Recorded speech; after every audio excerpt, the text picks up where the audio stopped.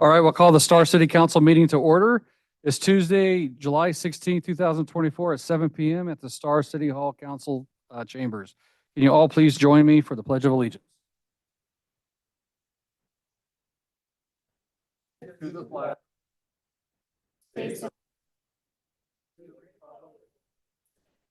One nation.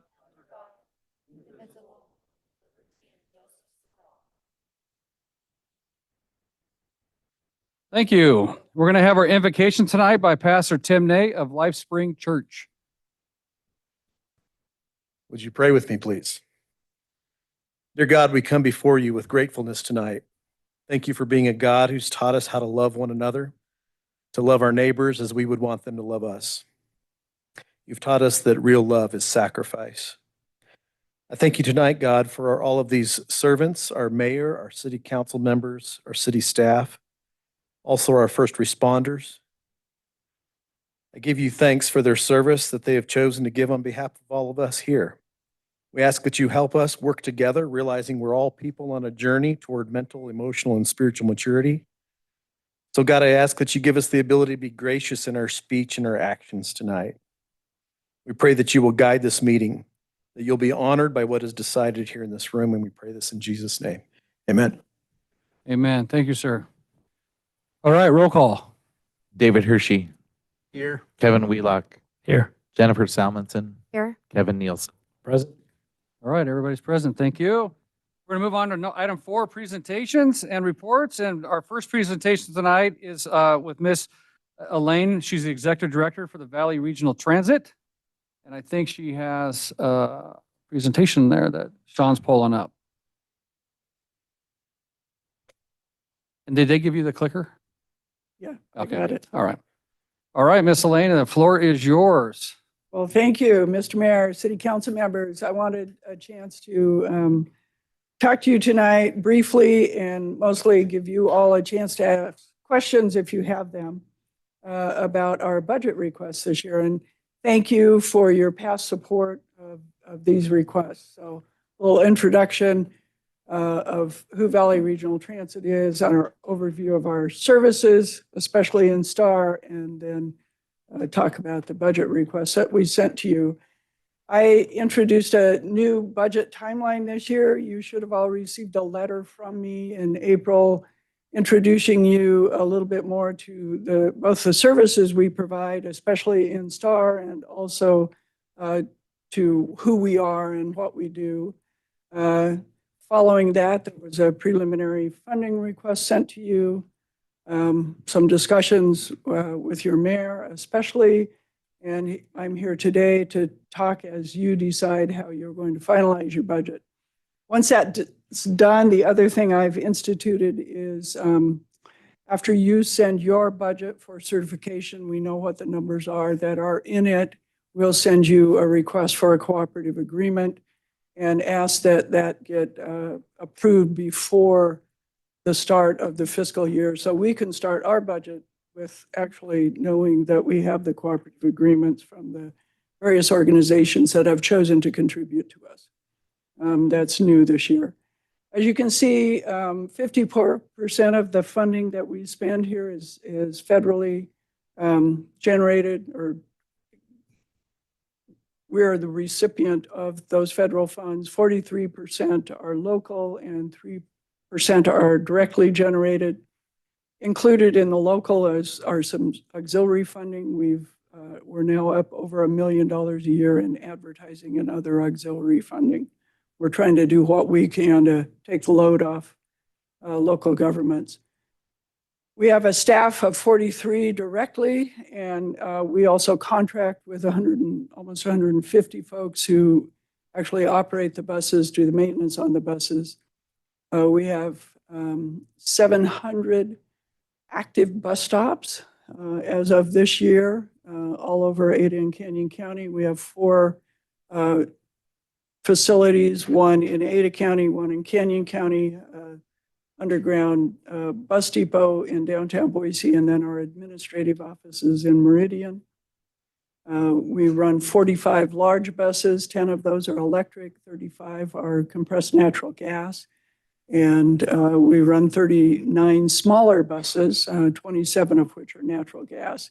This last year, due to supply chain issues, we've not been able to replace those cutaways with natural gas ones. So we did buy some gasoline ones. At least we have good buses that are in good shape. We also run a specialized transit service, which I'll talk about. We have 22 vans and minivans that we run on it, and then our support vehicles. We're almost back to pre-COVID ridership. We believe that by the end of this year, we'll be able to report that we're 100% of ridership pre-COVID. We've had a 19% increase in ridership since COVID hit. This year, we did a big service change. As part of that service change, we changed all of the signs for our stops. So if you see these new signs out there, we think they're a lot more visible. We've been hearing from folks, they really like them. In addition, at each stop, we put an information card that when you were at a stop previously, you might be able to find a QR code and go on your phone and find info. But now you can look at this card and see what stop you're at, what the routes are that serve it, what are the different stops on that route, how much it costs to get on the bus, plus a QR code to get on. More information if you'd like it. With the service change this year, we also changed the way we map the system. Anything in green is something that's 15-minute service. So that includes State Street out to Gary Lane, includes Fairview out to the Town Square Mall, and it includes Vista out to the airport. We have 8 now, many more routes that are 30-minute service, 8 of them. Those are the ones in blue, and then the ones in purple are peak hour service. We hope in the future to be able to add peak hour service on the rest of State Street, if not all day service. We're not quite there yet, but getting close. It's interesting with the service change, the population within a quarter of a mile of services actually dropped a little bit, as did the jobs served. But if on the other side of that, the population within a quarter of a mile of frequent service, that 15-minute service is up 34%, and 30-minute service is up 54%. So overall, while we consolidated services, we think we're going to see a 20% increase in ridership as a result, because the services we do have are more attractive. So in STAR, the things that you benefit from as we run our system is the administrative services and planning services that we provide. Valley Connect 2.0 is our long-range plan. We're in the throes of updating it this year.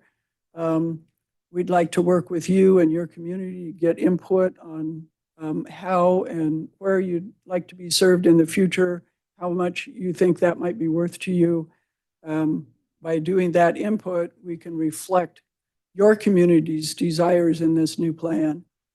Beyond Access is a consolidation of services that for older adults and persons with disabilities.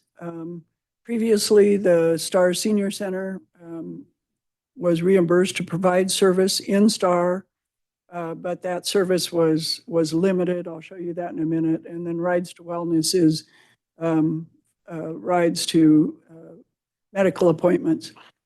So the red area you see on this map is the new Beyond Access service. The inset is where the STAR Senior Center service used to go, with the vast majority of it, frankly, being along State Street, either STAR, Middleton, Eagle.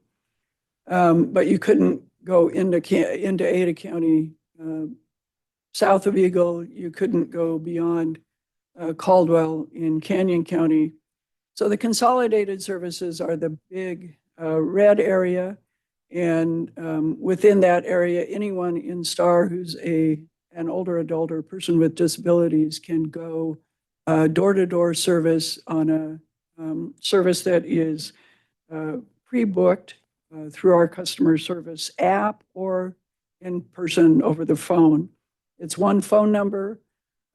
It provides we think, enhanced service over what it used to be, although it's a change. Previously, we supported the Star Senior Center with $80,000 worth of services. We think you'll get at least that much, if not more, under these new services, which overall in the entire area are over $1 million in budget. One of the things I wish I could say exactly how many people boarded in Star last year, but as I was preparing for this presentation, I found two different numbers, and so I hesitate to give you one because we're in the throes of, part of the things I'm doing as the new CEO there is looking at all of our processes, and one of those is how we gather data, how we clean it up, how we make sure that, which one is correct. I will say somewhere around 3,000 people got on services in Star last year, but I can't tell you exactly how many. The new Beyond Access service, we do have direct ridership numbers for that. And while the first couple of months were a little bit low, we expected that because of the change. You can see we've had an increase in ridership every month since March, and overall increase in ridership total over what the Star Senior Center was able to provide previously. Rides to Wellness is a service that is paid for entirely by the healthcare sector. The various service providers provide the funding for this because they understand that if people can get to their healthcare appointments, it actually saves everyone money, including them. Last year overall, there were 8,700 boardings in Ada County. Ridership is up tremendously, again, because of this data collection issue that we're working on.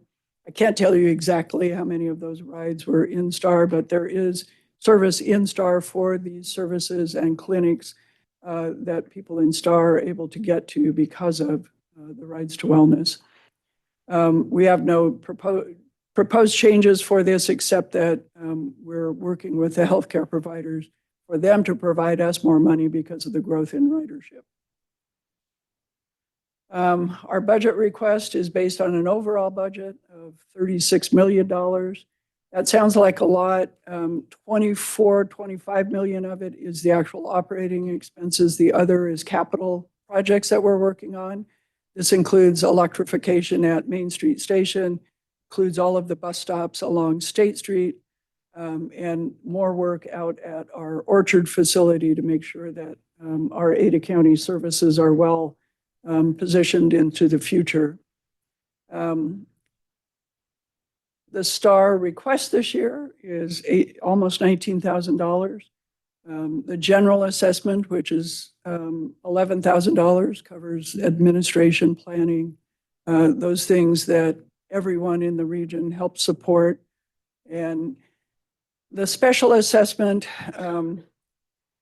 the Beyond Access services, we had anticipated that we'd be able to provide those without any additional funding, but we got $100,000 less from AAA this year due to a couple of things. Their service area was expanded, and the funding that they received from both the state and the feds was decreased a little bit. So that special assessment is one that we need somehow to make up for that. It's not just for services, though. Actually, most of it is for vehicles. When we took over this service, we recognized that most of the vehicles were really aging and we would need to replace them. Once we get those vehicles replaced, we'll be able to run this service, we think, for much less. I wish I could tell you I know it's exactly a one-time. I don't know that for sure, but most of it is a one-time because it's vehicle replacement. And with that, again, the overall request is almost $19,000. There's 810 boardings for certain in Star to date on the Beyond Access services this year. We're able to leverage those federal funds. At least 80,000 of those are being spent in Star to provide those services. More importantly, as importantly, we're really excited to work with your citizens and with you to understand the growth potential along Highway 44 as we extend those services. And I don't know if I hit 5 minutes, but I tried. It's all right. So questions for Elaine. I do have one. I just want to ask real quick. On that R2W, right? Is that the service, the healthy, where they pick people up and take them to their appointments and stuff like that? Is that what that is? Yeah, so the Beyond Access one? Rides to Wellness. Rise to Wellness. Rise to Wellness is actually booked by the health sector. So if they have a patient who is not eligible for Medicaid or Medicare rides, which are paid for by the state, then they book them on the Rides to Wellness, and we bring federal funding to their match to make sure that those folks can get to their appointments. So do the citizens, it's all taken care of through their healthcare provider? They don't do anything else about making a phone Right, call or anything? yeah, Okay, gotcha. On that one, they don't have to call and actually schedule that ride. Okay, thank you. Any other questions for Miss Elaine at this time? Oh, well, that's easy. Thanks, Miss Okay, Elaine. well, Appreciate it. Thank you so much. Really Thanks for coming out to appreciate Star. consideration of this. Yeah, thanks for coming out to Star and giving us an overview. I Yeah, know you've been absolutely. in it for what, a year almost? 8 months? How I've long? been at VRT for told Sean 15 months, I think 15 months. 16 months. So, Pretty exciting time, though. oh, yes. All right. Well, thank you so much. Appreciate it. Yeah, thank you. Okay, we're going to move on to item 4B. We have Chief Hessing's report from the Star Police.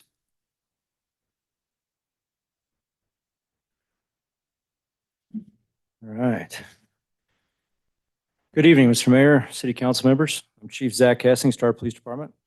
Appreciate the opportunity to present the June report to you, and I'll try to make it quick because I know we have quite a full agenda tonight. So to go through real quick for the month of June, we had 9 person crimes, 7 property crimes, and 8 society crimes. The total number of calls for service that our deputies went to was 1,969 calls, with 337 of those being somebody calling non-emergency dispatch or 911 for help, and 1,632 of our proactive policing, where we're out making traffic stops, stopping people and talking to them, welfare checks, those type of things. Really, the select call types throughout there, it wasn't much, except for if you look at the domestic violence section, there was 10 reports of DV that we took, 10 reports there. I know I said only 9 person crimes, and the reason why there's 10 is because 2 of those 10 crimes had the same victim. We had a stalking issue where we arrested somebody for second-degree stalking, and then a few weeks later arrested them again for first-degree stalking. So that's why that number is a little different from the crimes there. One of the things I do want to talk about, though, is if you look at our society crimes, are 8 society crimes. Now, usually society crimes are drug crimes. This is the first month that I can think of in quite a while where all those drug crimes have to do with marijuana. There's no meth or fentanyl or anything along those lines. I was actually happy to see that this is all marijuana cases. I hope it's getting out the word that we don't want that in our city. So I thought that was unique as I read through the reports. We had 12 total arrests for the month of June. 17% of those were, again, those drug crimes on marijuana charges.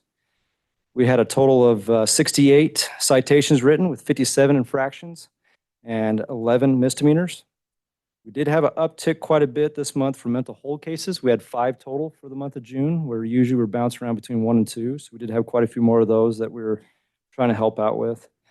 And then our code 3 response times did jump up. I think it was due to the construction that was going on. We had quite a few of that with Star Road closed and different areas. But our goal in the city of Star is being under 4 minutes. We hit 4 minutes and 1 second, so we're still pretty close to that goal, with our average over this year being 2 minutes and 27 seconds.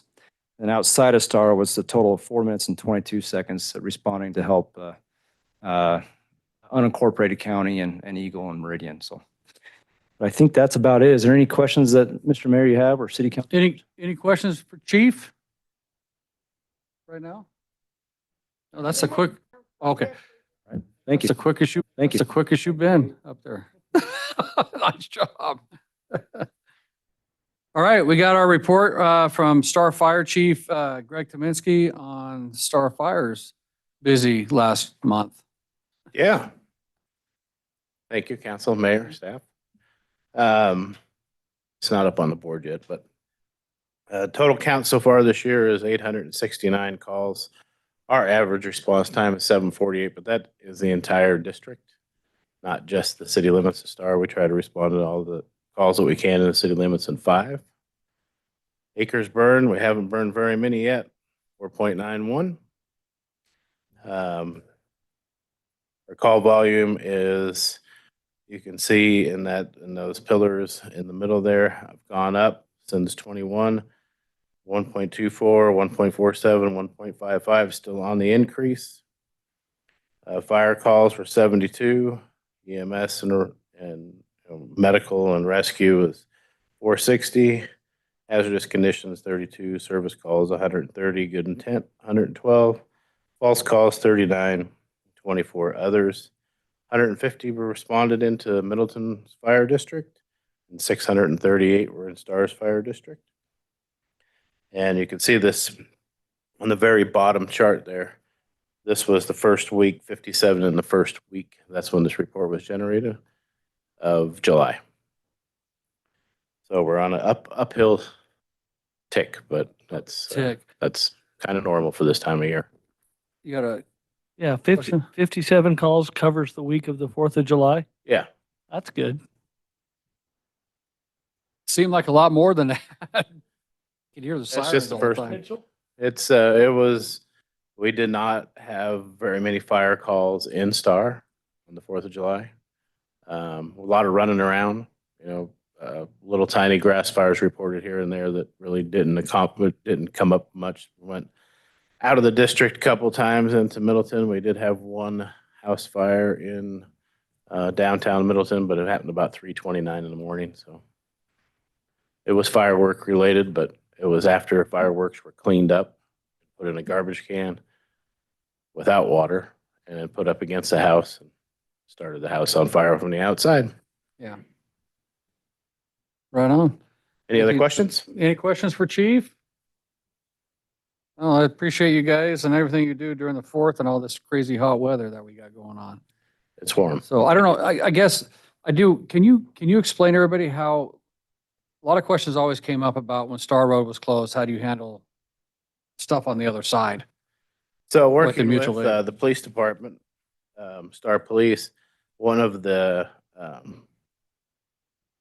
sergeants went up there every day and got us a report. We only had, that I can remember during the closure, of 2 full days that we were unable to get through up there. We'd have to take Highway 16, or we'd have to have one of the other units come from Middleton to take a call on that side. We didn't have hardly anything then. The rest of the time it was open. We could get through there for emergency traffic. It became a problem apparently during, people figured that out and started driving through there in their personal vehicles. And so they had to enforce it a little bit more, but they left us a trail through the gravel to get through there for emergency calls up there during that time. Okay. I just want everybody to be aware that these guys are always on top of these closures to make certain that we can get emergency services through. So I know that was a concern with folks, but I just want to make sure that people understood that. So thank you. Yeah. All right. Ryan, do you have an update on Garnett for us? I do, Mr. Mayor and Council. If you remember, we were talking about weed abatement at the Garnett subdivision.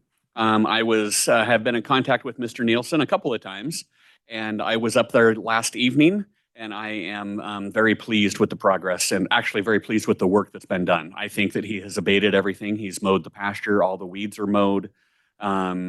The junk is gone, and the place looks a lot better than it did. It looks like an abandoned farm now as opposed to just an overgrown mess. He is going to have to stay on top of it now, though, as those weeds will continue to grow. But I think that he has met the intent of our code and has done everything that he was asked to do. The mayor did ask him to have those things done by the 3rd, And he did send us a note that said that he was able to do that. So he met all of the conditions that we have given him. So with that, go ahead. Yeah, so with that said, there's no need to go any further with scheduling a hearing, in my opinion, on this. I would agree. I'll agree with that. Yeah. All right. Okay, thank Cool. you. Thank you, Ryan. All right, we'll move on to item 5, the consent agenda, the approval of claims. Anybody want to, Mayor Chadwick, Councilwoman? I move that we approve the consent agenda consisting of item 5A, the approval of claims. Okay, we got a motion. Do we have a second? Second that. We have a motion, a second by Councilman Wheelock. Any further discussion? Hearing none, roll call. Hershey. Aye. Wheelock. Aye. Salmonson. Aye. Nielsen. Aye. All right, that motion carries. Thank you. On to item 6, the public hearings with which I think you're all here for tonight. We're going to do the first one with Amazon Villa subdivision. Just real quick on the rules of the public hearing. If you wish to speak, or even if you don't want to speak, you need to sign up in the back. And if you want to state if you're for it, against, or neutral, please do that in the back before we get to that point. I'll open the public hearing. I'll ask the council if they have any ex parte contact or communication. The applicant will have up to 20 minutes to present their project. The council will ask the applicant questions and staff questions during that time frame or after that time frame. Public testimony will be about 3 minutes per person. If the council asks you questions, it doesn't count towards your 3 minutes, and we'll work through that. The applicant will have a 10-minute rebuttal. The council can ask applicant and staff questions, and then I'll close the public hearing. And the council will deliberate, and either a motion is going to be made to approve with conditions, deny, or table application to a date certain in the future. And just so everybody's aware, we take the public hearings very serious. And then we want everybody to be heard. So there's not any clapping, cheering, jeering, or speaking out during the hearing. Only the person at the podium has the floor to speak during that allotted time. So I appreciate everybody for attending and being a part of the process. So with that said, on the first one, I'm going to open it is 7:27. I'm going to open the public hearing for the Amazon Villa subdivision preliminary plat and ask the council if they have any ex parte contact or communication regarding this project. No. No. None. Okay, hearing none. Sean, do you want to do your thing? Yes, Mr. Mayor, Council, thank you. First public hearing you have before you this evening is Amazon Villas subdivision, which is a preliminary plat. The applicant is requesting preliminary plat approval for 30 residential lots. I'm sorry, that's the wrong one. Sorry, that's not correct. Sorry. But they Hang on, want- he needs to fix I that. think they want more than that, Mr. Mayor. 94 single-family residential lots and 1 common lot for a total of 95 lots. Yeah, it got flipped around. It looks like Amazon. Property, yeah, Villas the property before. is 6.52 acres in size. It's over by Amazon Falls over here on the other side by the Wright Brothers building. So, okay. And you'll see that probably on as they present their project. Goes backwards, sorry, Mr. Mayor. This is the location here, again, off north of Highway 44, east of Highway 16, and west of Palmer Lane. All right. You good, Sean? Let me go back through my, let me piece this together here. Sorry about that. The application again is for 94 single family residential townhome lots. The approval before you is to convert the originally approved multifamily dwelling development into platted townhome lots for individual ownership. Located again at 7800 West Coyote Flats Lane. Council approved an annexation and zoning and development agreement for this property on November 20th, 2018 and February 19th of 2019. All application requirements, submittal requirements, agency transmittals, legal noticing, and site posting have been met by the applicant per the UDC requirements. Okay. Comp plan and zoning code. Late exhibits, you do have a Star Fire District letter before you dated July 10th, 2024. Items for consideration are the adoption of the original setbacks, and staff is recommending approval with conditions. The little one. Mr. Mayor and Council, before you have a copy of the original approved site plan that was part of the annexation and development agreement showing the multifamily dwellings that were approved. And that's all staff has this time. All right, and who's here today for them? Oh, Mr. J, okay. You want to come up here, sir? And state your name and address for the record for us? Good evening, Jay Walker with DEA, 9175 West Black Eagle Drive, Boise, Idaho, 83709. And thank you, Mayor Chadwick and council members and staff. Appreciate being here. You think I'm here to present on an application, but I'm here for the cooling station, actually, primarily. The But- cooling station? Yeah. Yeah. Thank you for providing a cooling station on these hot days. I do have a funny story, real quick, for Chief Hessing and Chief Tominski. So I had twin boys. And if you know anything about twins, their conscience is each other, not parents or older siblings or anything. So they tended to get into a lot of trouble. Well, I was on my way to work and my wife called me and she said, so I was taking a shower and one of the twins knocked on the door and said, "Mom, there's a spider out here, you know." And she said, "Well, I'm not giving up this warm shower for a spider. You guys take care of it." Well, about 30 seconds later, they said, "Don't worry, Mom, we called 911." And that That's was awesome. one time she was glad that maybe response times were a little slower. A little slower that. A little day. slower. Yeah. She was able to get out of the shower, get dressed, and they had a wonderful ride in the cop car. And anyway, I was living pretty close to here. So a funny story, but thank you. We appreciate Mayor, Council, and especially staff for their work on our application. I am here to present Amazon Villas. If you go back a slide. You have the clicker, you can. Oh, do I? Where is it? Right here. Is this it? You should be able to. It's not going back. Do I point it somewhere? There we go. Oh, there we go. Okay, so here's the project. Here's the vicinity maps. Appreciate being here tonight. Representing Taylor Cook and Raintree Investment Corp., we're seeking approval of the preliminary plat. Oop, did I do that? And as Sean has said, for the proposed 94 single-family residential townhome lots and a one common lot. And this development was previously approved by council for a similar 94 multifamily units on a single parcel.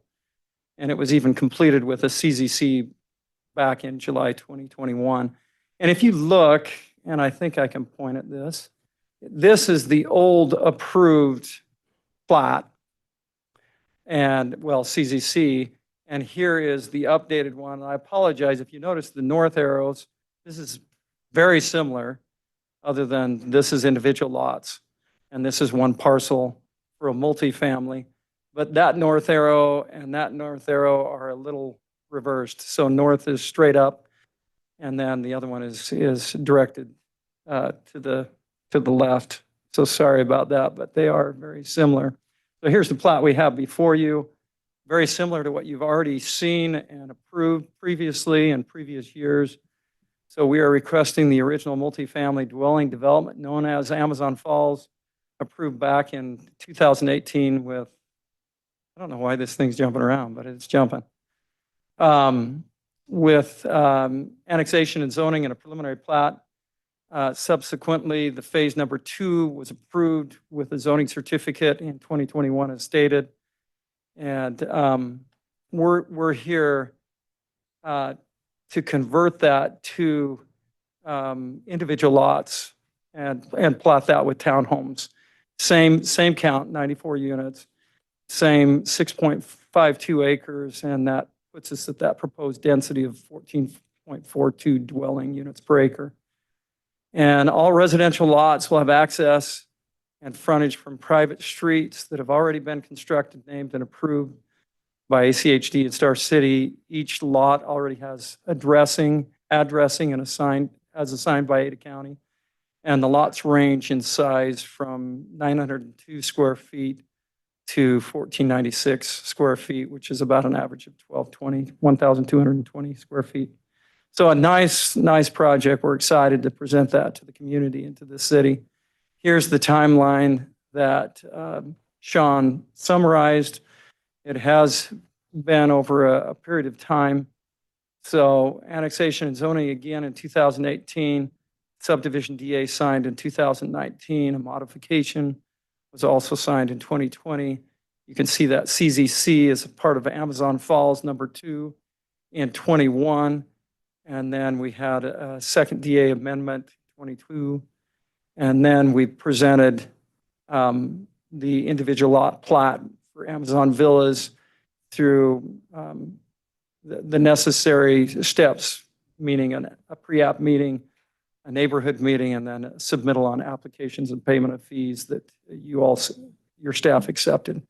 And then we properly posted, and we're here tonight. So thank you. Again, most of this is information that Sean summarized in representation of this. Do want to state that zoning is designated as mixed use as a part of the original approved Amazon Falls subdivision. We're not changing that. It continues as such. The only thing we are changing, instead of one parcel with multifamily unit, we're doing individual lots of those 94 and one common lot. It fits into the surrounding existing uses of high density residential, R13 to the north, compatible with the residential R8 to the south, mixed use to the west, and undeveloped property to the east as for now. So property is surrounded by city incorporated parcels and the city's impact area it's in it.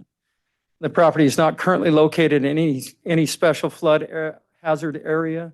There are no environmental concerns, and the property has been vetted fully for compatibility of the proposed townhomes. Amazon Villas subdivision project has brought much needed infrastructure and connectivity to that area. I think I saw many of you at the Wright Brothers ribbon cutting. So that was a nice thing. Thank you for turning off the automatic advancement there. Okay, thanks. TIS was already completed, and as we stated, streets and street names were approved by you all in ACHD, and addressing was provided by Ada County.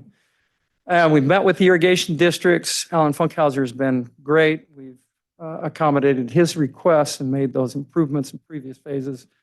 We've met with and received a letter from Star Fire as indicated, and storm drain ponds are already in and will be utilized for runoff and treatment. Good separation from, here's what's existing out there. You can see the Wright Brothers building up front on the frontage of State Highway 44 that was designed. We designed it and built. So open space meets all the requirements. We have 1.73 acres, 26.5%, exceeding that 10% usable open space as a part of the UDC. As required, we'll meet the street trees and common area trees requirements. The amenities are a large grassy park area and walking paths throughout the development. And we'll make sure that street lights will reflect the dark sky criteria and be consistent with your requirements. And we're adding a cluster mailbox to accommodate those 94 units. So here's the landscape plan for your quick view. Here's the agency responses that Sean alluded to, ACHD, ITD, Pioneer, and recently the Star Fire. So thank you. Here's some of the conceptual building elevations. And if you want further questions on those, we could, in the rebuttal, have Taylor Cook come up. Here's the staff recommendation for approval. There is this statement was, this statement here, maybe, let's see, isn't correct. We're not doing a rezone, so there's no need to come back for a DA mod. We're consistent with the current development agreement and the modifications and Second Amendment. We're done. So we're looking forward to this development was previously already approved by council for 94 multifamily units on a single parcel with a CZC. And we're excited that it protects the city's recently adopted economic corridor access management plan and other city goals and objectives for that area of over 10 units per acre. The infrastructure is in, as shown in those pictures, and it completes an upscale development within the city of Star by Wright Brothers Complex and provides attractive amenities, complementing Wright Bros, and has emergency services readily available. So really looking forward and excited to bring this on to the city, and I'll stand for any questions. All right, any questions of the applicant? Go ahead, Councilman Wheelock. Yeah, if you can go back to the one comparing what there was versus what there is, Yeah. or what you're proposing, the townhomes look like there's, or the previous plat looked like there was better parking per area. And I don't see any place for cars to park anywhere near some of this long streets as far as other parking. You know, if there's ever a guest, they couldn't park anywhere near where they were headed. And how do you keep fire lanes open, stuff like that? Thank you, Mayor Chadwick and Councilmember Wheelock.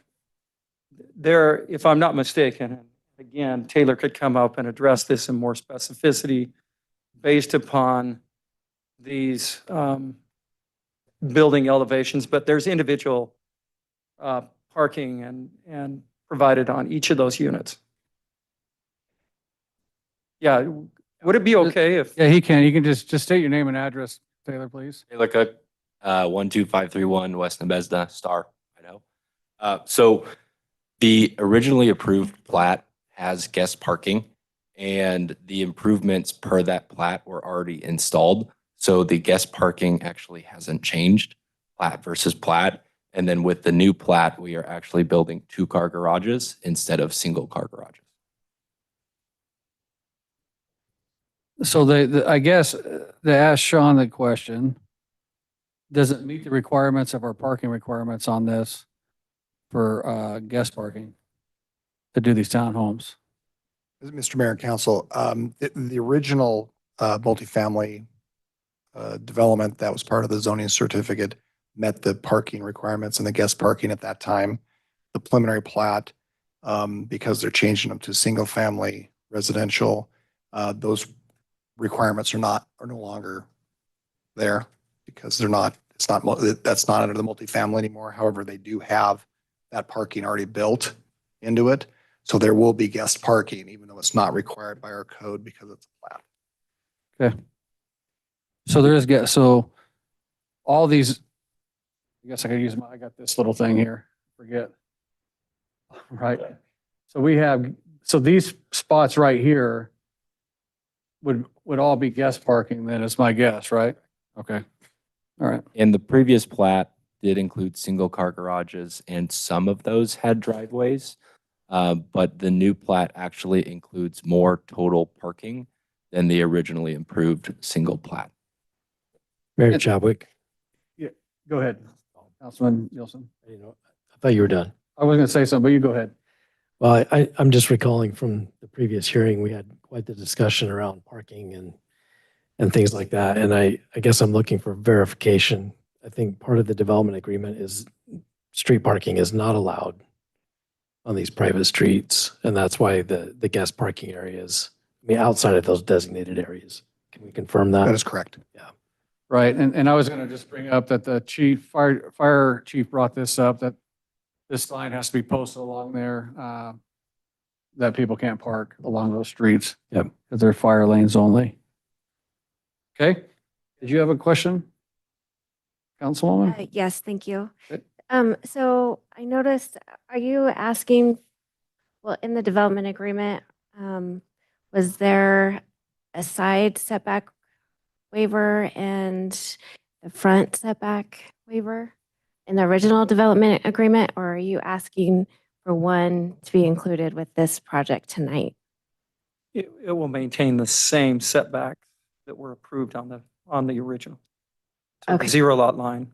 So 0, and is it 10 foot on the side setback? Yes. Yes, that's correct. You got your microphone over there? I do. Okay, there we go. So, and that was in the development agreement, right? Yes. Yeah. So I do see in the fire agency response that for their side setback, they have a condition of approval. I don't know if this would apply here, but it says side setback to be as per city code with no reduction allowed. So I'd like to ask Victor maybe if he's all right with that 10-foot side request. Go ahead, Victor. Mayor, Councilwoman, yeah, for this, because it's a continuation of, that's my standard, Victor, first bullet standpoint. So, but because we are a continuation of, it really doesn't change what they originally had. We're just going to a different product, basically. I'm okay with it. Okay, okay. So we'll keep, then we keep the development agreement as is. And basically, if I'm understanding correctly, the site plan from what we originally approved in 2019, it stays the same. And then really what you're asking for tonight is to go from one user to 94, or one owner to 94 owners. Is that correct? Platted individually. though. Yeah, single-family residential Yep. or single-family townhomes versus a rental product of Right. apartments. Okay, Okay, thank you. any other questions? Anything else? Okay, thank you. All right, let's look at the sheets here. All right, well, Jay, do you want to come up again? There's nobody signed up, so. No, I don't. Did you want to speak again or close it out or? I think we're good, Mayor. Thank you. Okay. Thank you for your time and appreciate the opportunity to present. All right, any questions of staff or anything before we close the public hearing? Anybody? Okay, it is 7:46. I'm gonna close the public hearing. We'll go to council deliberations. Mayor Chadwick. Councilman Nielsen. So as I look at this application, as discussed, really the one and only and major change here is converting from multifamily to single-family individual lots. I think, I agree with the staff proposal and their recommendations and summation of this application. Therefore, I'm going to move that we approve the Amazon Villa subdivision PP 24-02 request with conditions as set forth in the staff report. Okay, we have a motion. Do we have a second? Second, We have a motion and a second by Councilwoman Solomon. Any further discussion? Hearing none, roll call. Hershey, Aye. Wheelock, Aye. Salmonson, aye. Nielsen. Aye. Motion carries. Thank you. Okay, we're going to move on to 6B, the public hearing for the Lake Haven Estates project with the preliminary plat, private road, and so forth. All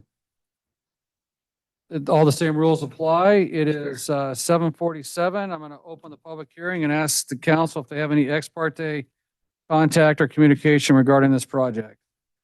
None? No. None. Okay, hearing none. Sean, you got the right slide? I had to rebuild it there, Mr. Mayor. Go ahead, sir. Mr. Mayor, Council, yeah, before you, the second public hearing tonight, it's Lake Haven Estates subdivision, preliminary plat and private street. The applicant is requesting a preliminary plat approval, of 30 residential lots and 7 common lots. They're also asking for approval of private streets with gates, security gates. Development is located at 21831 and 21875 Coa Lane in Star, which is located south of Highway 44 and east of Bent Lane. Council did approve the annexation and zoning of this property to R-2-DA and RR-DA and a development agreement of the property on March 5th, 2024. All application requirements, including submittal, agency transmittal, legal noticing, and site posting have been met. The application has been reviewed for compliance with the comprehensive plan and Unified Development Code. You do have a late exhibit from the Star Fire District dated July 10th, 2024. Items for consideration for this development are private street approvals with the gates, a waiver of block length, and waiver of sidewalk on one side of portions of the private street. Again, this sure I've got the right slide. This is the location of the property off of Bent Lane, south of Highway 44. This is a copy of the preliminary plat that was submitted. And this is highlighted the areas that the sidewalk has been requested to be one side of the private streets only. That's all staff has. Okay. All right, Spencer, are you speaking? Anybody speaking? Oh, you are? Okay, go ahead. So is it the red line that's the sidewalk? The red line would be the no sidewalk. Yes, red line is the removal of the sidewalks. State your name and address, please. Good evening, Mr. Mayor, members of council. Stephanie Hopkins with KM Engineering. Our address is 5725 North Discovery Way in Boise.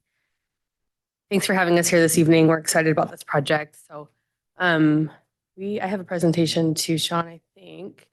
Not that it's very similar to yours, so we may not need it, but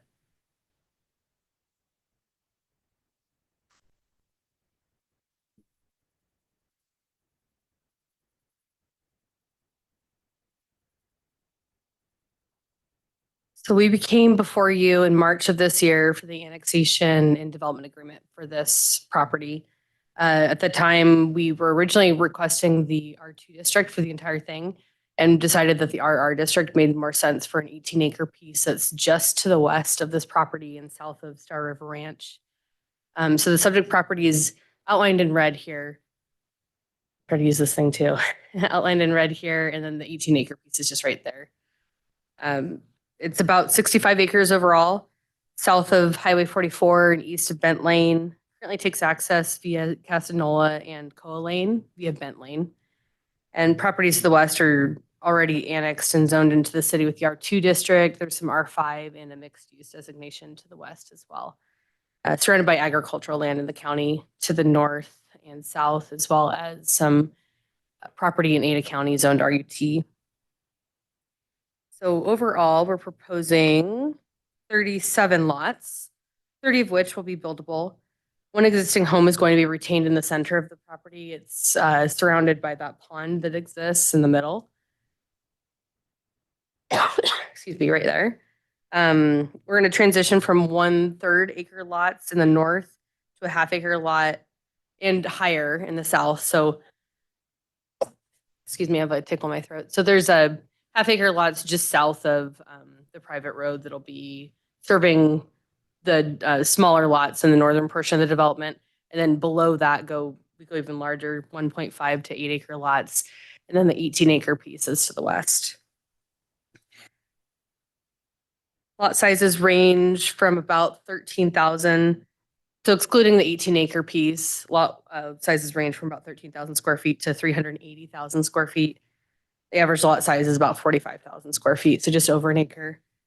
And the density of the 47 acres, excluding the 18-acre piece, is about 0.62 dwelling units an acre.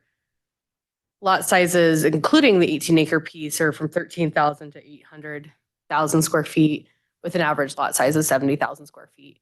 The density, including the 18-acre piece, is about 0.46 gross dwelling units per acre.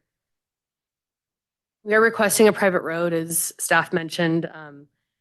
We are including a 60-foot right-of-way on Coa Lane. So that's the kind of, I guess, east-west road on the north that'll serve the smaller lots within the subdivision. And Lake Haven Lane is going to be 49 feet right-of-way. Both include 5-foot sidewalk. Coa Lane will have 5-foot sidewalk on both sides, and we're proposing to have a 5-foot sidewalk along just the east side of Lake Haven Estates. So Lake Haven Estates is the north-south road on the west side of the development. We think that makes sense because it'll be serving the homes that will be directly accessing from Lake Haven Estates rather than providing a sidewalk adjacent to a small amount of landscaping next to Star River Ranch. Chateau Place is another private road that's the entry into the subdivision. It's a little bit larger. It's about 69 feet right away with 42 feet of paved and a 12-foot island in the very beginning. So we've worked with the post office and we do have approval from them. I haven't, I guess, submitted the email to staff quite yet, but we'll do that before final plat as they've conditioned in their staff report. But we've actually specifically designed this island so that they can come in easily, drop off parcels and mail and exit the subdivision without having to go through the gate. So as Sean mentioned, we are proposing on Koa Lane and Lake Haven Lane, those will be 36 feet of pavement, which is required by STAR and ACHD as well as Highway District 4. So all of the roads will be designed to their dimensional and their standards. They'll just be private, so owned and maintained by the HOA. I think the private roads really make sense here because it's going to be a community we want it to feel exclusive. We want it to feel secure for residents. There will be some larger lots as well as some smaller. We think it makes a lot of sense for this community. This is an example of the gate that we are proposing. This will be at the entry of the subdivision, access via probably a card or a code of some sort. And we will make sure, obviously, that emergency services has the same mechanism to be able to get into the subdivision. We have worked with Victor and received their letter and are in agreement with all their conditions approval. So we'll make sure as we're going through final design that we're designing the gate and the private roads in a way that will make it really easy for fire and other emergency services to access the subdivision, should you approve the private roads with this. Amenities, we're proposing a pickleball court in the north part of the development. It's pretty close to the entry. Be a really nice feature for folks as they enter the subdivision. And then there's a central pond that exists. It'll be expanded a little bit just to the east of the existing home that we're retaining. We've also designed the lots so that they actually will abut the pond and it'll be a nice water feature for folks. There's also another pond, as you can see, kind of shaded in gray in the very bottom of the screen, that will be within those buildable lots. And then there will be another one within the 18-acre piece. So it'll be a very pond-centric subdivision. It'll be a really great amenity and in a good way for us to use fill in what is partially floodplain. So we are proposing some pathways within the subdivision.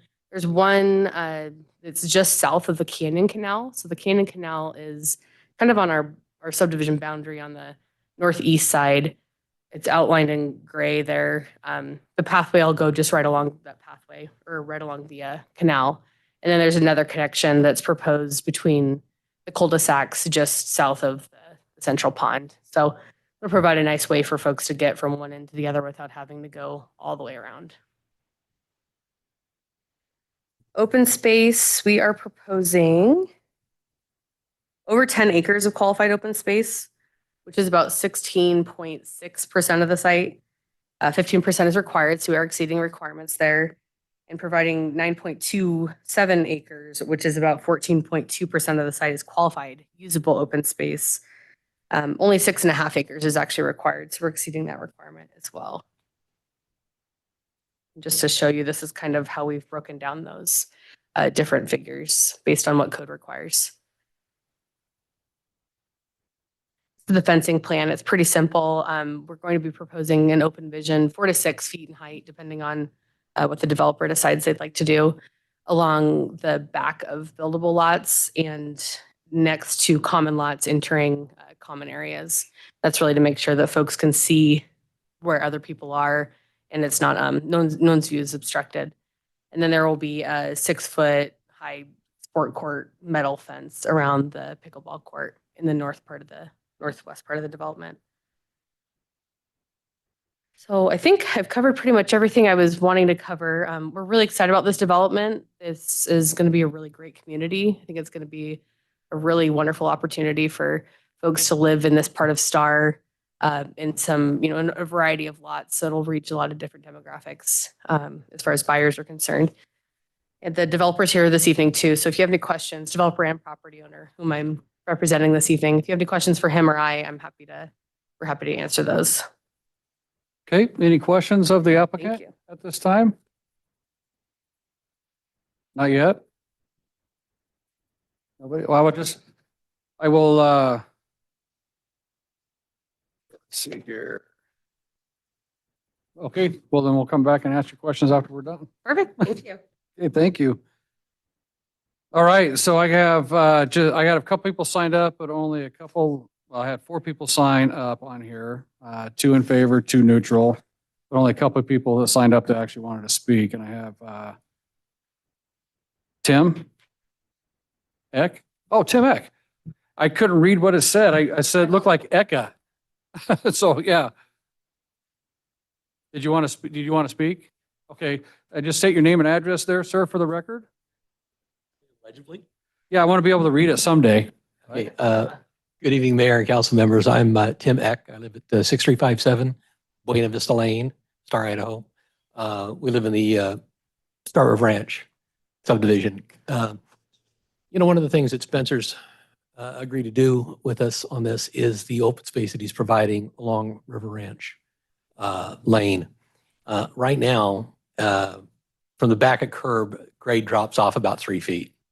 And it's just a quagmire of every imaginable blown piece of waste product collects there. And the old Castagnola fence that's been there for probably 2 or 3 decades. So that'll come out, that'll be graded up to back curb. And so we will benefit at Star River Ranch from at least a view corridor of all that open space he's going to provide. And so I think it's a big benefit for Star River Ranch to see that open up. And, we've worked, very carefully with Spencer on the project, and I've appreciated his cooperation. And I think it's a great looking plat, a lot of open space, the water features. I think it's a great amenity. I love the private roads. I think there's been comment, a lot of people in Star River Ranch wished we could get our community, but they're public roads, so it's not an option. But it's a great plat, and I look forward to seeing it built. Okay. Thank you.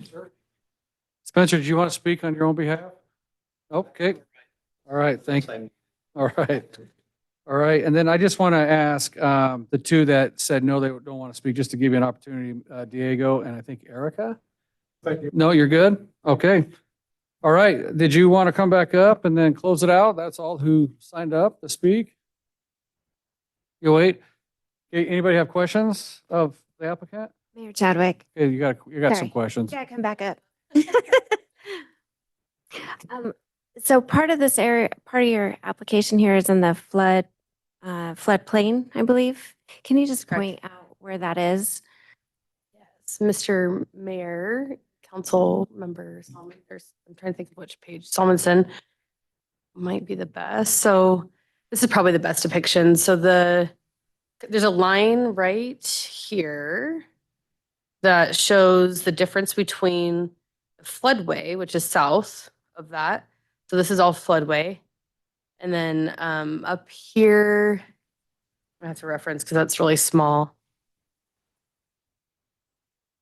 There's a portion, it's basically like in the southern portion close to the river.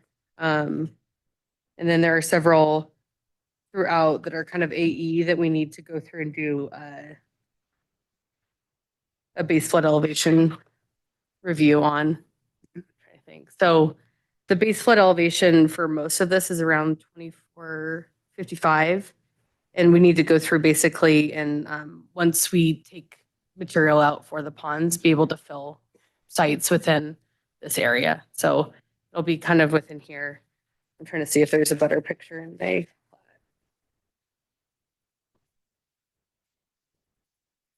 So I guess I'm just want to confirm that like the majority of these 30 parcels are not in the floodplain. Mr. Mayor, Councilwoman Munson, they're not. The Okay. majority are out of the floodplain. Okay. But we will be working with staff and make sure that we're doing the floodplain development Yep. application. Okay. There's been one submitted on the 18-acre piece already because they, I think, have a building permit on this property.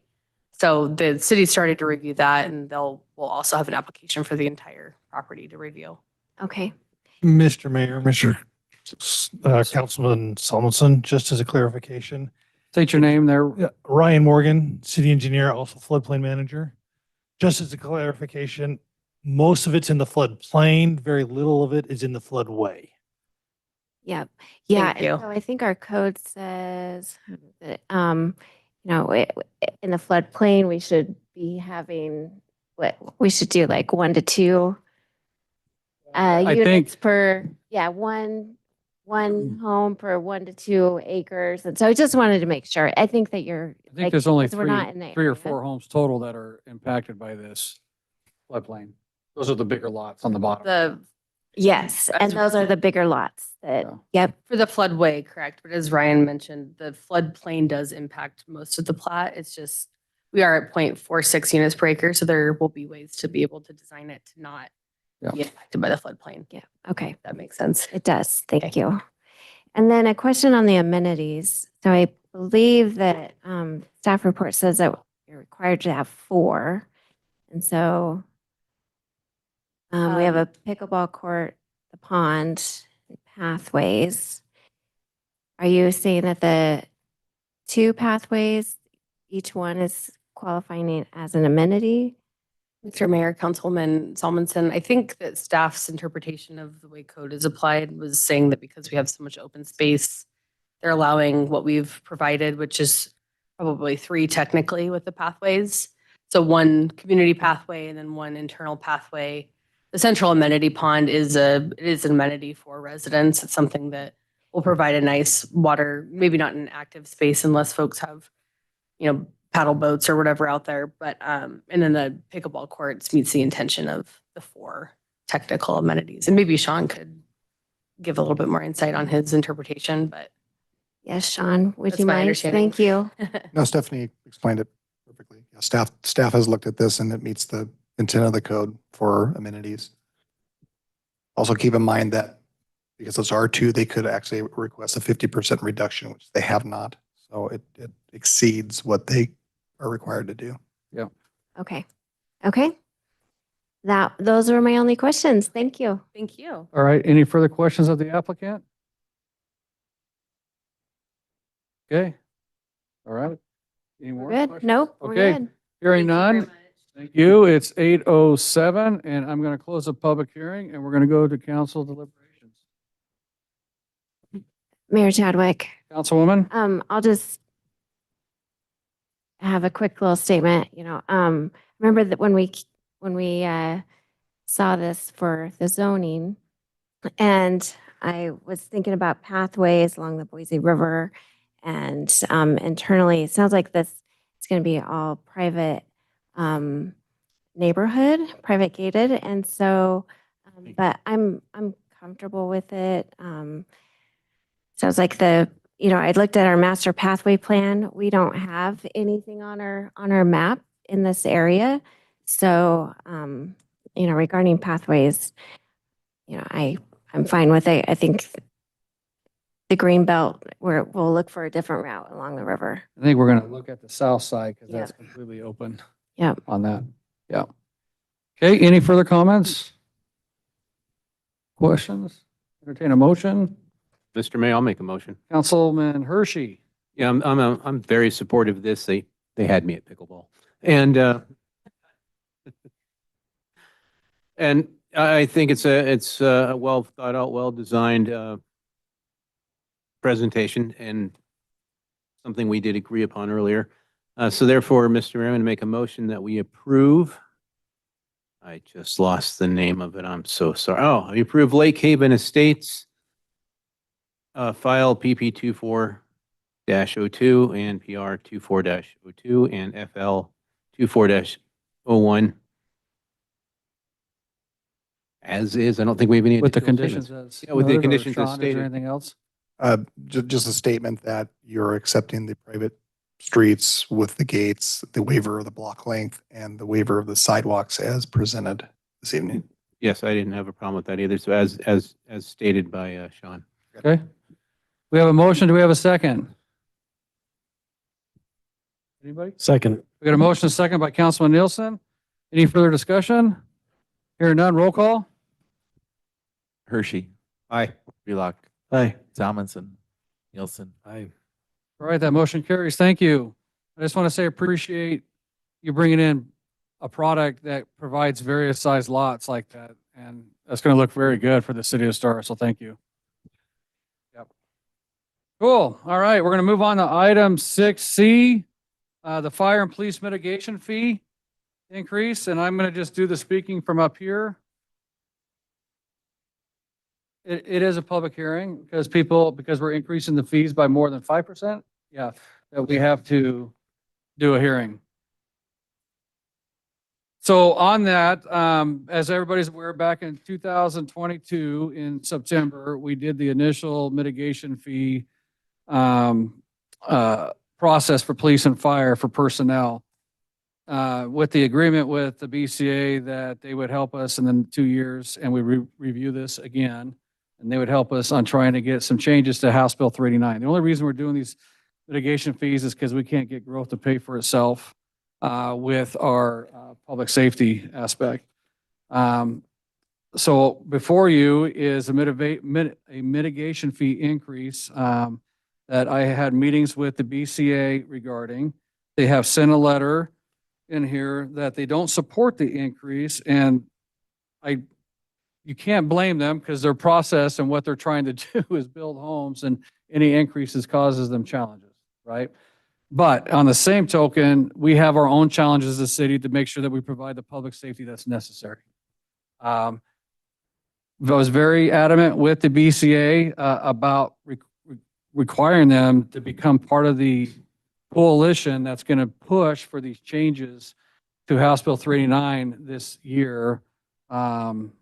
I got a little emotional or not passionate. There you go. Passionate about it. My discussions with them on there. In our discussions with the BCA, originally, so we put in here two different fee things. One of them was the original where it was 3,000. What was it? Where'd it go? Sorry, let me look here. I lost my pages here. 1,203. Well, that was the original one, but on this one, we had the higher amount that we were proposing is $3,360 per house for police and $3,600 for fire per residential unit door.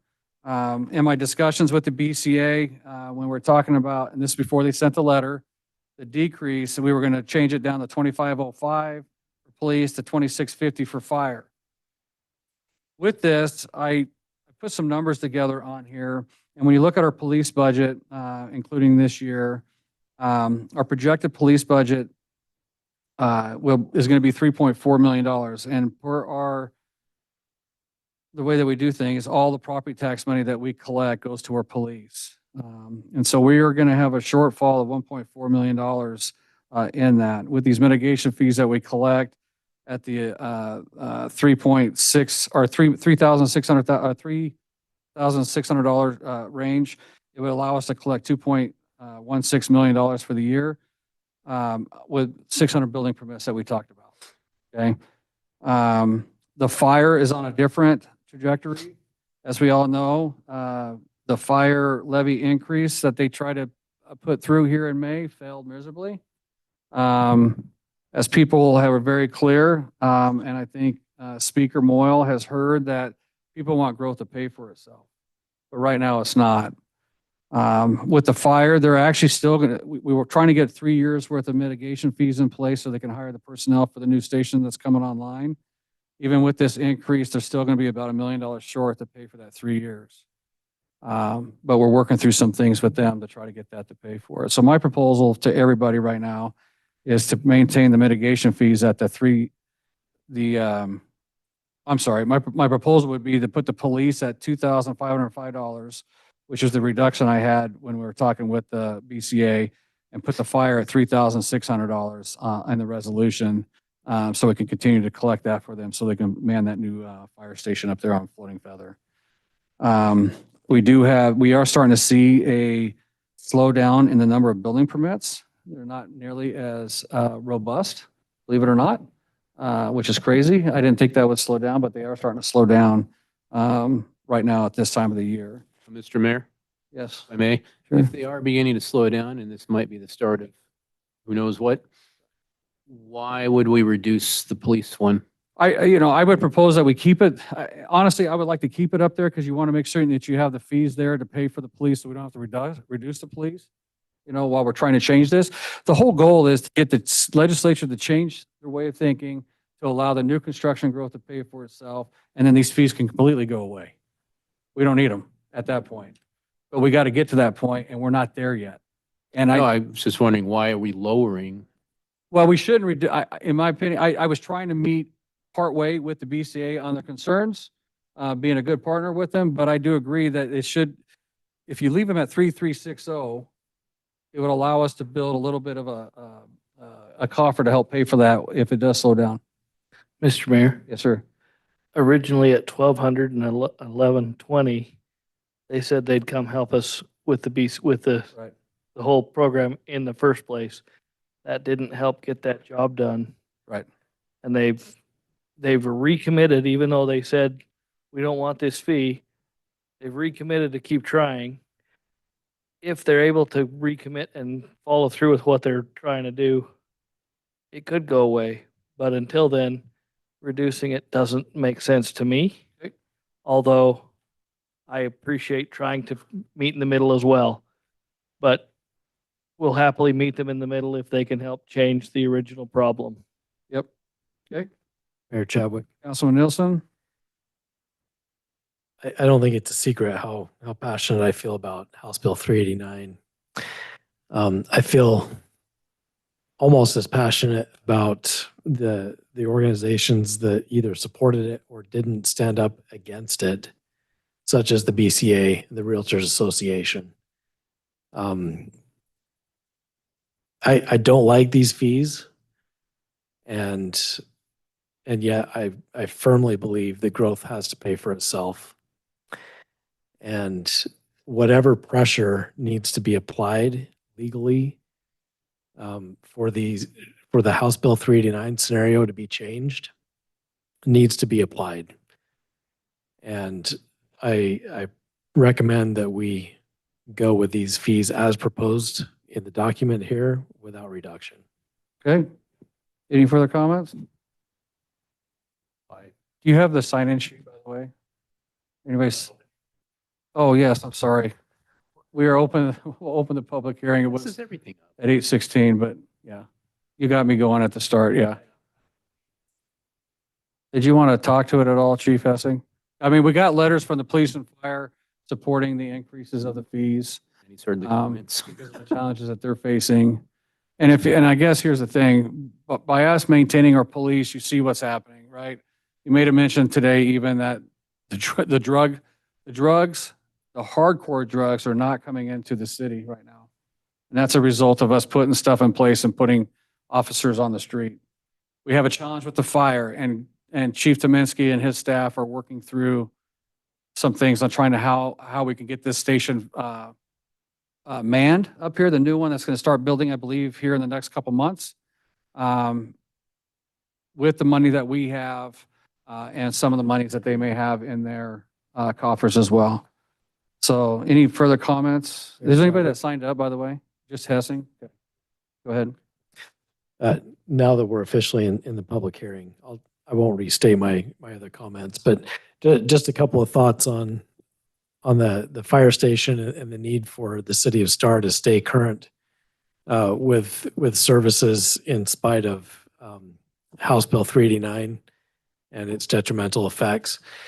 You know, we've got this scenario where, look, I understand that people don't want to pay more taxes. They don't want to pay more property taxes.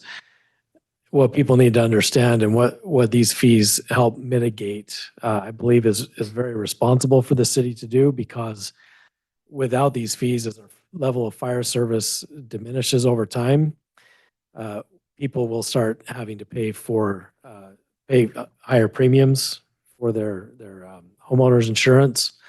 As the city of Star, the fire district bond rating is at risk of dropping over time. So we pay it now or we pay it later. House Bill 389 punishes every citizen of the city of Star, actually every citizen of the state of Idaho, but especially affects people in fast-growing cities like the city of Star, and we have to make growth pay for itself. So, public record. Sorry, we turn that back on. And we are working on a coalition to get this changed. Chief has been working his tail off over there on the fire side. This is not unique to Star. It's not unique to just the I mean, it's unique it happens all over the state. There's several cities that are struggling. There's fire districts that are struggling. There's EMS that's struggling and trying to fund the stuff properly because of that. We are the only city in the state of Idaho that put this stuff in place to help make sure that our citizens are safe and secure in our community.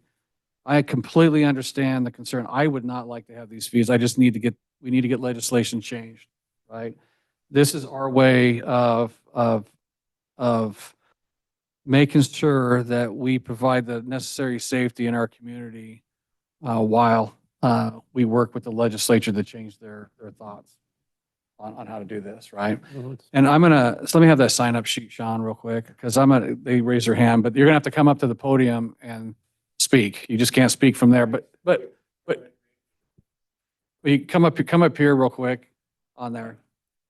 You can't, well, hang on. I can't have you speak back there because I gotta be able to record it on the thing, but you can have that. Go ahead. My name is Chuck Lamb. I live at 12236 West Lacerta, just north of here in Pristine Springs.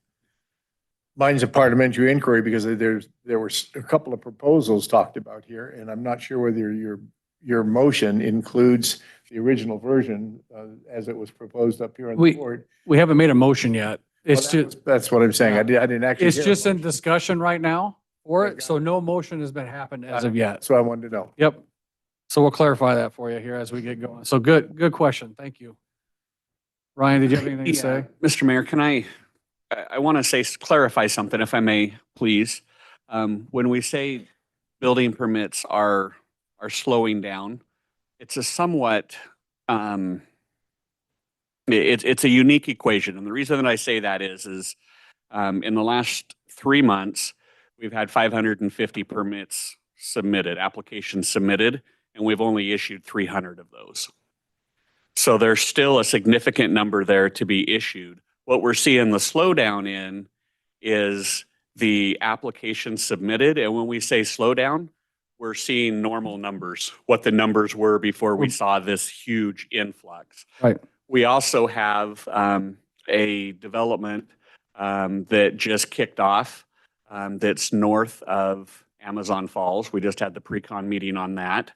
And we just had a development that came through, and that developer intends to pull those building permits and build those apartments that were just approved as well. There's 340 of those. They intend to do those all at once. So I think that I think we still have a number of fair influx of building permits that are coming that gives us the opportunity that with those fees to be able to collect those at the higher amount and let growth truly pay for itself. Okay, any further questions or comments or anything? Mayor Chadwick. Yes, ma'am. So I didn't see, did you share that BCA letter you just received with? It's on the website there. Oh. Yeah. But here, I'll give you, I got a copy here. Is this different than what was originally? No, this is everything. This is everything that's in the packet. I just printed it out. Oh, the BCA letter. It's in there. It's not- Oh, no, I'm sorry. I gave you the wrong one. Did you want the right one?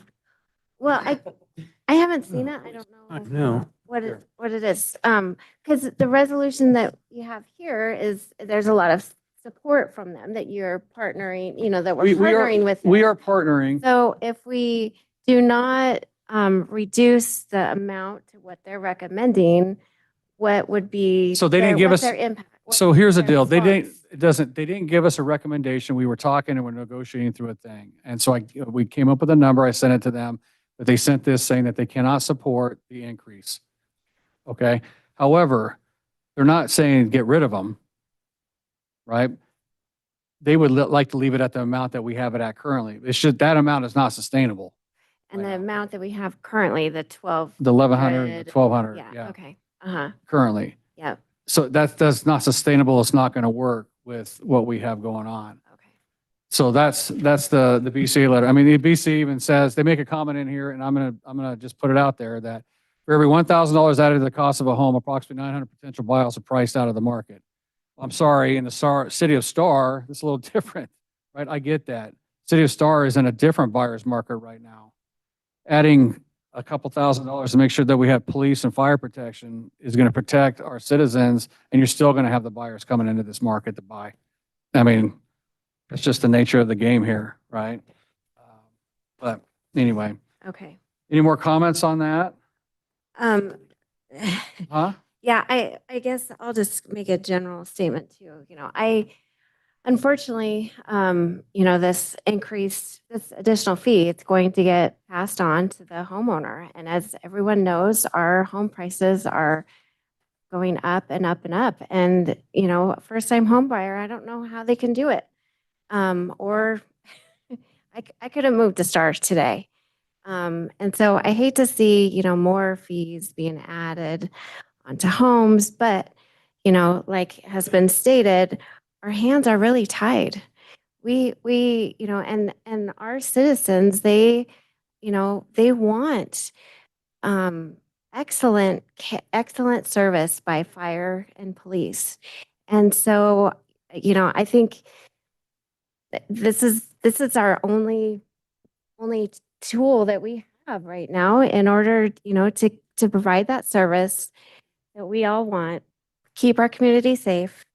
And hopefully, the state will change their laws.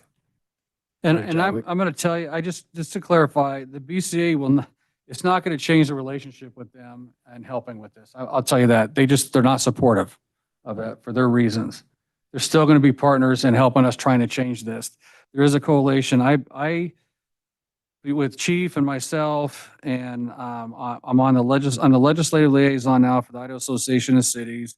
And when we had the meeting, we have the entire state helping me get this coalition put together. I'm making this change, and that's what it's going to take is the pressure to make a change, right?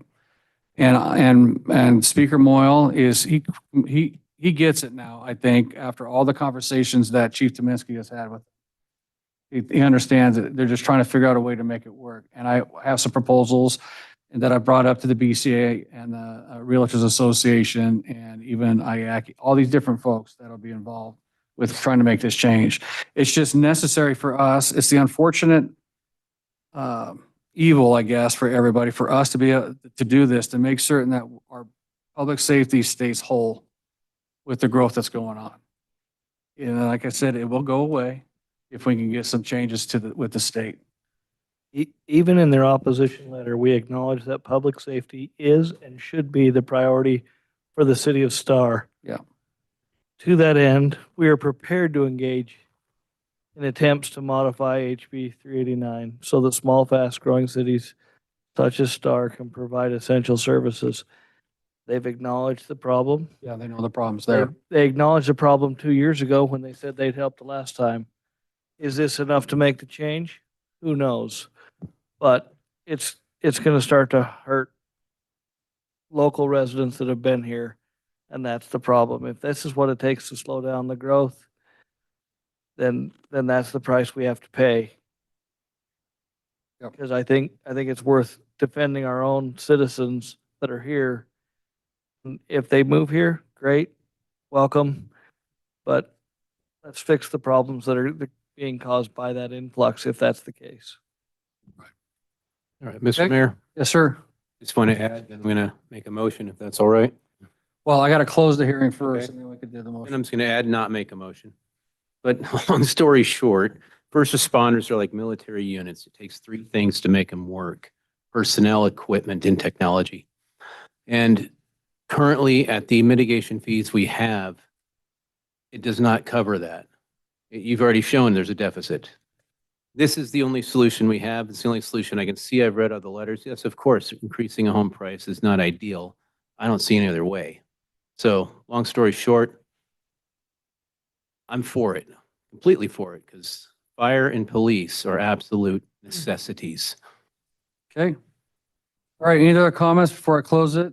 Go to a motion? Mayor. Yes, sir, Councilman Yeah, Nelson? just a couple of thoughts. Additionally, that, Councilman Hershey, to your point, the state requirement for funding the personnel for fire station is that those funds come through property taxes or something like this. So, it takes three things to make it happen, but the state has tied our hands two ways in that funding. And then another thought coming off of what Councilwoman Salmonson and Councilman Wheelock kind of talked about, and that is that we do have another option here, and that is we can just leverage the public health, safety, and welfare clause, and we can stop issuing permits. We can issue a moratorium. We can absolutely shut down the Building Contracting Association from doing business in the city of Star. And that's not healthy for anyone. But those are really our two options. We do this or we shut it down. And just remember, any moratorium is only good for 6 months anyway. But we'd renew it because the public Right. health, safety, and welfare scenario would still exist. So we'd perpetually renew that, which would place us in a very legally precarious situation and probably just spur a bunch of lawsuits and things like that. It's a terrible scenario that the state has put us in.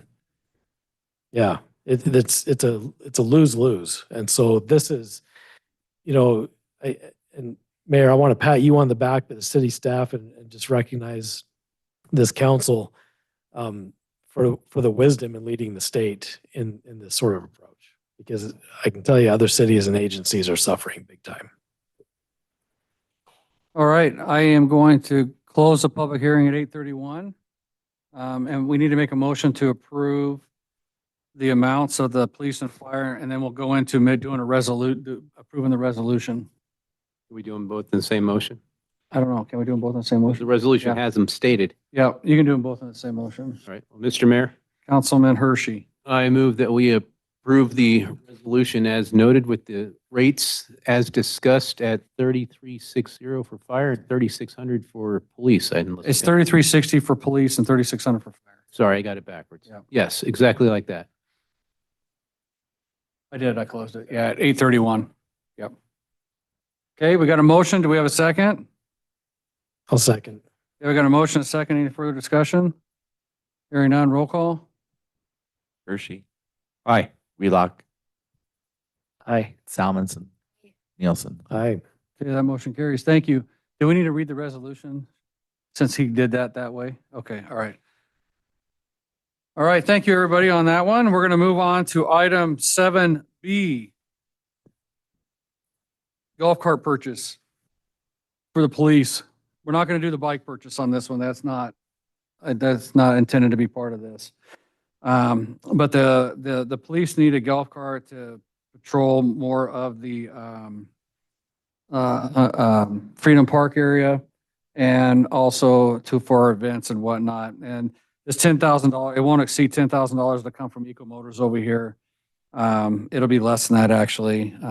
So I'd like to get a motion to approve a golf cart purchase not to exceed 10,000. It's going to come out of general funds. Miss Jennifer, I know you're going to ask me that question. Mayor Chadwick, Councilman Nielsen, hang on.